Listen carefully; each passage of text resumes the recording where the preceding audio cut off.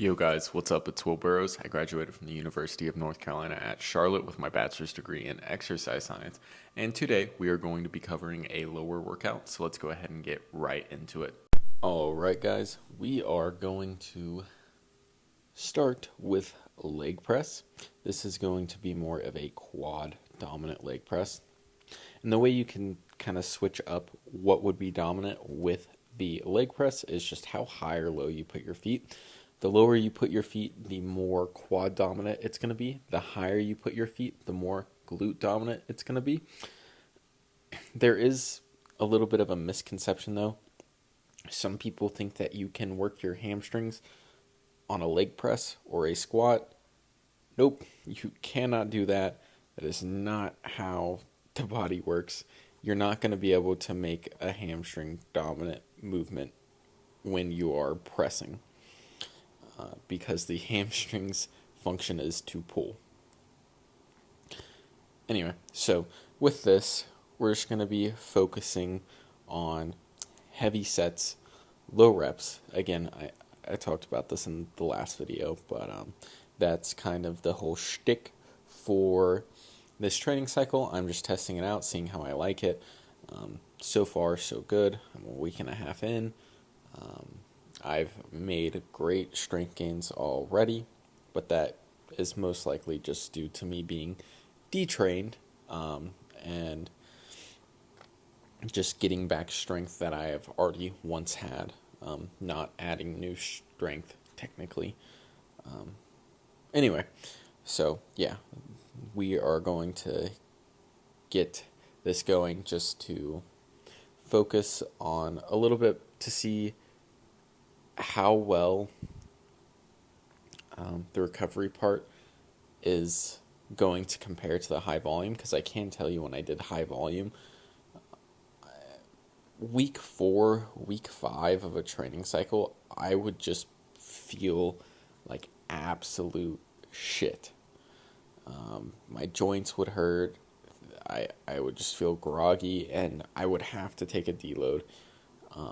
So we'll see as the weeks comes how this compares up to that. But really, I looked at the data, and you shouldn't have to take a deload, especially when training for hypertrophy. Like deloads, if you have them in your hypertrophy program, from the data, it just seems like you are ineffectively programming and you are doing too much work when you could make progress, more consistent progress, doing less work. Anyway, we're going into hip thrust, and at least for guys, this exercise is a little bit controversial, and some people don't like it, but when it comes to growing your glutes, it literally is not a better exercise. Hip thrusts are going to be those things that gives you, some fucking man cakes, right? And if that's not your goal, then sure, you don't have to do this. But like if you're going for overall muscle development, being strong everywhere, and having big muscles everywhere, hip thrusts beat out a deep squat for glutes any day. And there was a study that showed this, and that is a part of the reason why before we had evidence that, the deep stretch isn't really going to give extra gains.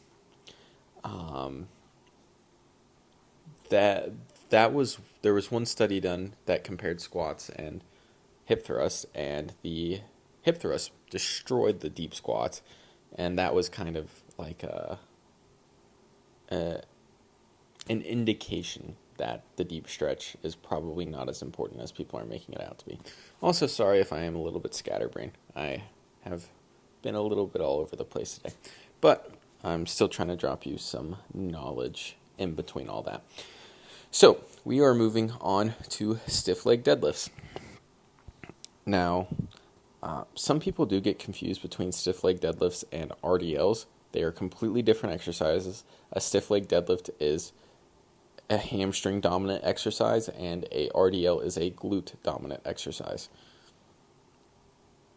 So with the stiff leg deadlift, pretty much what we are wanting to do is keep our legs as stiff or straight as possible.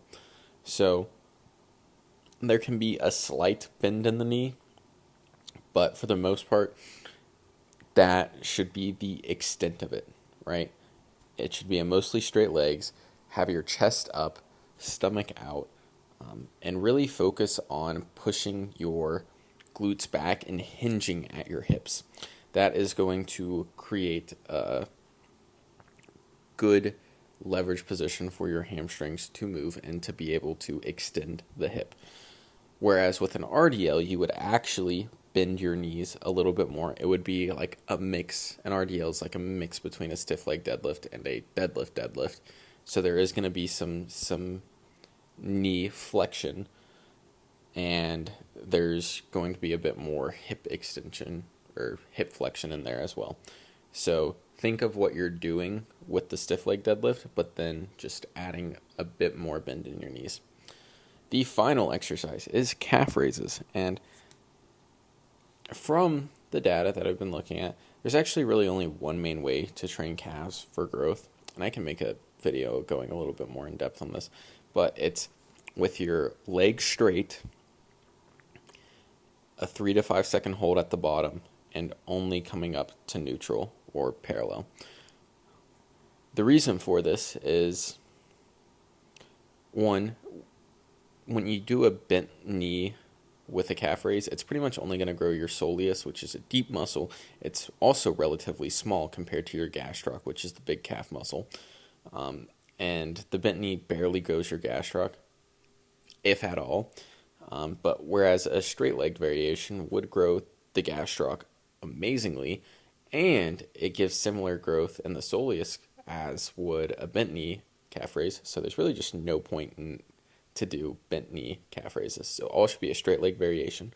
3 to 5 second hold at the bottom. This is because your Achilles tendon is great at storing energy and using it to help you rebound and come back up. So we're going to hold that pause at the bottom to make sure that when we do the concentric phase of the movement, it is our calf doing the work. And when we go up to neutral or parallel, that is because there really is no leverage for the gastroc in the top half of the movement. So if you were to just focus on the squeeze and focus on the top of the movement, you wouldn't experience any mechanical tension by your gastroc, and it wouldn't grow. And there was a study that literally did this, and they focused on squeezing at the top, and their gastroc shrank. Their calves shrank. Anyway, that covers this lower workout. If you enjoyed this video, then leave a like and subscribe. Just wanted to go ahead and give you all a little bit of information about the exercises I'm doing. It'll be the same thing for the next 2 workouts, and then we'll go back to normal topic-based videos. But anyway, that covers this. I will see you guys tomorrow with a rest day video.